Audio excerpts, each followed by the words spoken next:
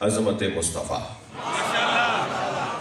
مجمع میرے سنی شیعہ بھائیوں کا ہے اور ہم سب جس نقطے پر متفق ہیں وہ عقیدہ توحید، خاتمیت رسالت مآب اور ولایت علی، خدا کے بعد نبی اور نبی کے بعد علی۔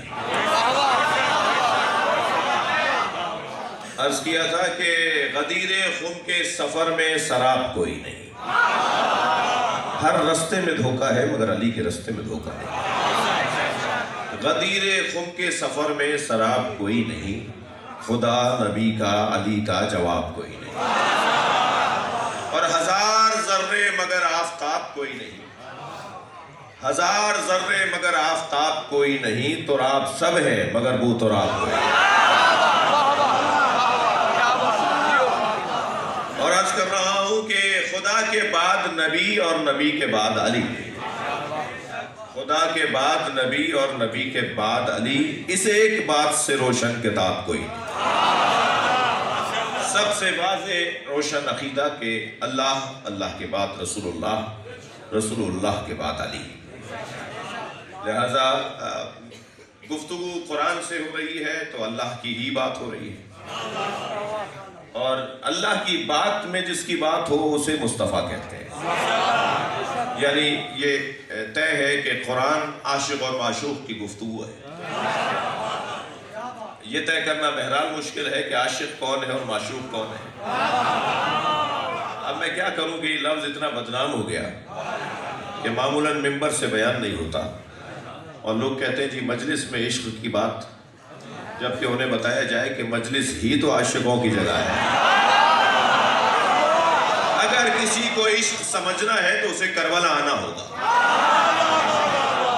کربلا سب سے بڑے عاشق کی قیام گاہ ہے، اس نے اپنے عشق سے کربلا کو معلّہ بنا دیا۔ یہ خاک بھی دیتے ہیں تو خاک شفا دیتے ہیں۔ یہ جب خدا کی بارگاہ میں اپنے آپ کو پیش کرتے ہیں تو پھر ان کے بدن سے جڑی ہوئی خاک بھی شفا دیتی ہے۔ تو عشق کا جو مفہوم ہے وہ بہت روشن ہے، اور میں اس وقت مفہوم عشق کے اوپر بات نہیں کرنا چاہوں گا، مگر میرا پسندیدہ مضمون ہے۔ اس لفظ کو بہت بدنام کر دیا کچھ ناکام عاشقوں نے۔ کوئی پوچھے کربلا والوں سے، کوئی پوچھے شہباز قلندر سے، ماشاءاللہ، کوئی پوچھے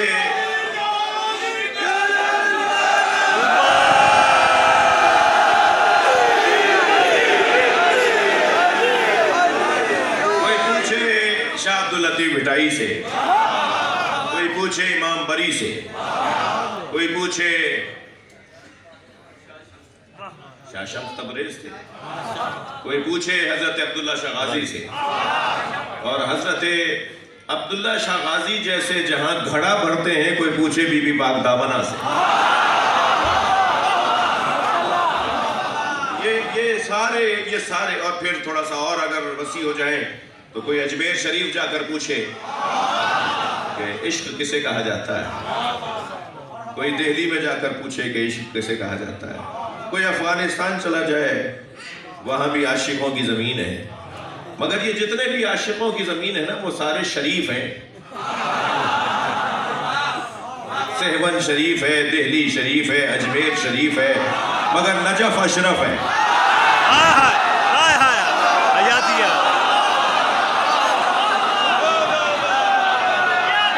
زمینوں کو علی شریف بناتے ہیں وہ ساری زمینیں مل کر بھی نجف کی ایک گلی نہیں بنتے۔ دنیا کے ہر ولی نے علی کا گھڑا بھرا ہے تو ولی بنا ہے۔ یہ طے ہے کہ کوئی بھی ولی نہیں بن سکتا جب تک کہ علی علی نہ کہے۔ میں نے ایک جگہ یہ بات کر دی تو ایک مولوی صاحب کہنے لگے کہ آپ ملنگوں کی تائید کر رہے ہیں۔ تو میں نے کہا جی کیونکہ آپ نے ملنگ ہمارے ہاں یہ دیکھے ہیں اس لیے آپ کو ملنگ کا تصور کچھ اور ہے۔ میں تو ملنگ سلمان فارسی کو کہتا ہوں۔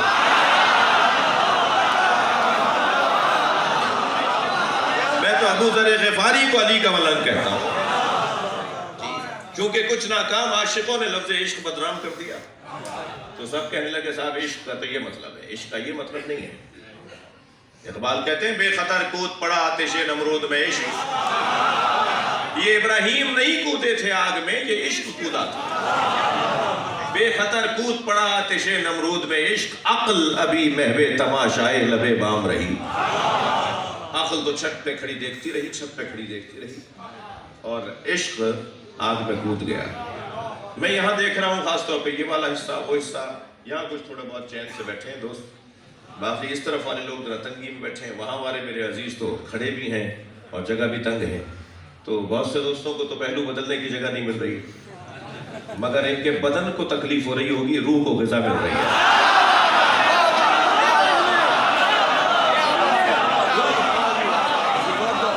کیوں روح کو غذا مل رہی ہے؟ اس لیے کہ وادی عشق ہے۔ وادی عشق میں جو آ جاتا ہے پھر اس کے بدن کا اسے احساس نہیں رہتا، وہ 10 دن بھی کھائے پیے بغیر پیٹ بھرا رہتا ہے، اسے کوئی احساس ہی نہیں ہوتا، اس لیے کہ وہ عشق کی وادی کا راہی ہے۔ اسے علامہ اقبال نے کچھ یوں بیان کیا کہ عشق پر اعمال کی بنیاد رکھ، نماز پڑھو عشق کی بنیاد پر تو نماز میں ذائقہ آئے گا۔ بہت سے لوگوں کو نماز میں ذائقہ نہیں آتا، سال بھر کی 2 رکعت نماز جو عید والی ہے وہ بھی مسجد کا دروازہ چھو کے چلے جاتے ہیں، انہیں نماز پڑھنے میں مزہ ہی نہیں آتا۔ اور کوئی تو ایسے بھی ہوتے ہیں جو ایک رکوع میں ساری رات گزارتے ہیں، اسے ایک رکوع میں ساری رات گزار کر بھی چین نہیں آیا، اور کسی کو سال بھر کی 2 رکعت نماز میں بھی مزہ نہیں آیا، تو مسئلہ کہاں ہے؟ اچھا اتفاق ہے کہ فیصل آباد کی شخصیات بھی تشریف فرما ہے، وہ جو جلوس مولا حسین کا، سرکار کی ربیع الاول کے میلاد کا جلوس اول سے آخر تک پورا کرتے ہیں، وہ کوئی اور لوگ ہیں۔ میں تو مصروف ہو جاتا ہوں تو میں تو بس تھوڑی دیر شرکت کر کے دوبارہ گاڑی میں بیٹھ جاتا ہوں، مجھے مسلسل چلنا آتا نہیں ہے، میری پنڈلیوں میں درد ہو جاتا ہے، میرے ساتھ اور پریشانیاں بڑھ جاتی ہیں، تو کسی کو تو 6 گھنٹے کے جلوس میں بھی تھکن نہیں ہوتی، اور کسی کو 5 منٹ کھڑے ہونے میں بھی تکلیف ہو جاتی ہے۔ مسئلہ کہاں ہے؟ مسئلہ یہ ہے کہ بنیاد عشق پر نہیں ہے۔ علامہ اقبال کہتے ہیں عشق پر اعمال کی بنیاد رکھ، تھکے تو نہیں ہے، عشق پر اعمال کی بنیاد رکھ، عقل کو تنقید سے فرصت نہیں۔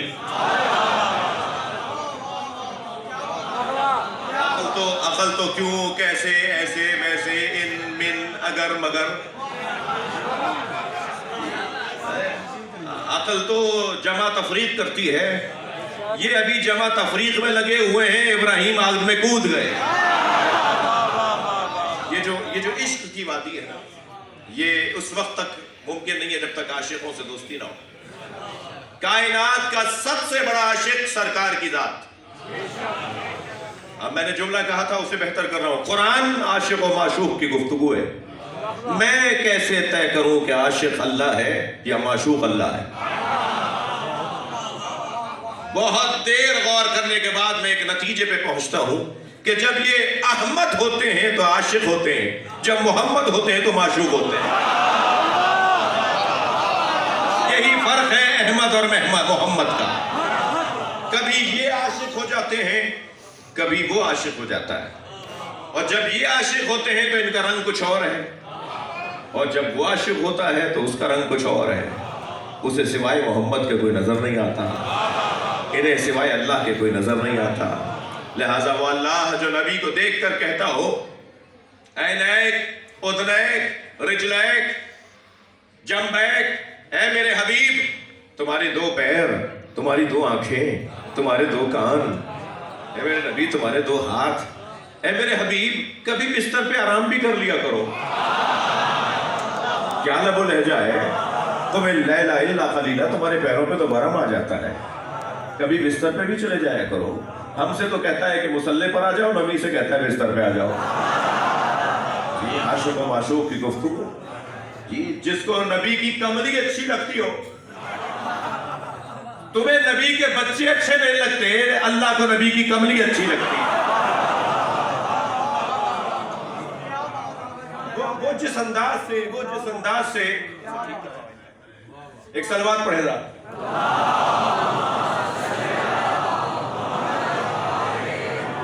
ایک اور بہتر صلوات.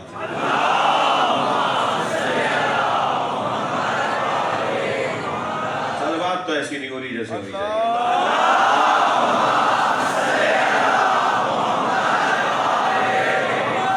تھوڑی سی کھڑکیاں بھی کھلوا دیجئے تو چاہوں گا کہ باہر بیٹھے ہوئے لوگ بھی ہماری آواز سن لیں.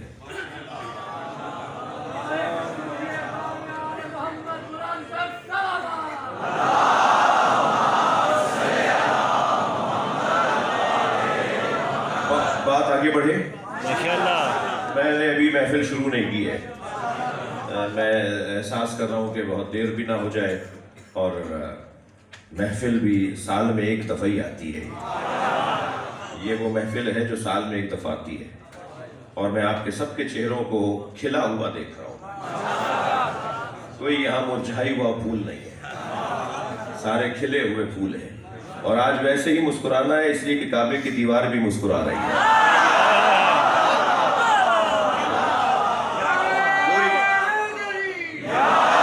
پوری کائنات میں ایک شادمانی ہے, ایک سرور ہے, ایک خوشی ہے. اور جب کسی بڑے کے گھر میں خوشی ہو تو وہ نوازتا ہے, وہ دیتا ہے. تو گھر بھی بڑا بھی خوشی کس گھر کی ہے؟ یہ خوشی کس کے گھر کی ہے؟ خوشی اگر مولا علی ابو طالب کے گھر میں آئے ہوتے نا تو ابو طالب کی خوشی ہوتی ہے. مولا علی تو خانہ کعبہ میں آئے ہیں, لہذا جس کے گھر کی خوشی ہے وہی تو دینے والا ہے. تو آج دینے والا وہ ہے جو اللہ وہ اکبر ہے. جو دینے والا ہے وہی اسی کے گھر کی خوشی ہے. اب یہیں سے میں اپنے عزیزوں کو ایک جملہ کہتا ہوا گزر جاؤں. بچہ گھر والوں پہ جاتا ہے. بھئی اگر تھکے نہیں ہیں تو میرا ساتھ دیں گے.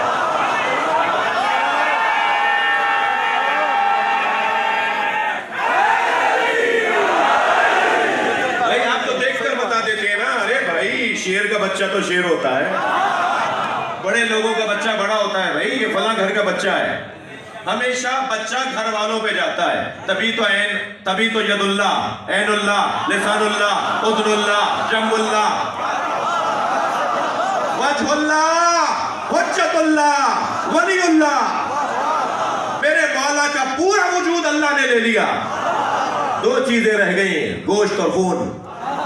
نبی نے فرمایا لحموں کا لحمی, دموں کا دمی.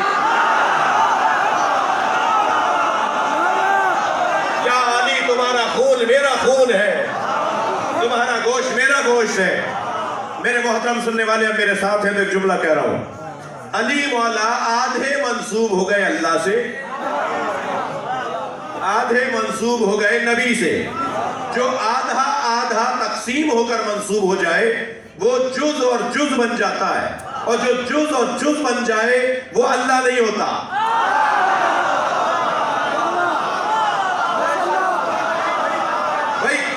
کچھ نسبت اللہ سے ہوئی تو کچھ نسبت رسول اللہ سے ہوئی. لہذا جب میں یا علی مدد کہوں گا تو کبھی اللہ جواب دے گا, کبھی رسول اللہ.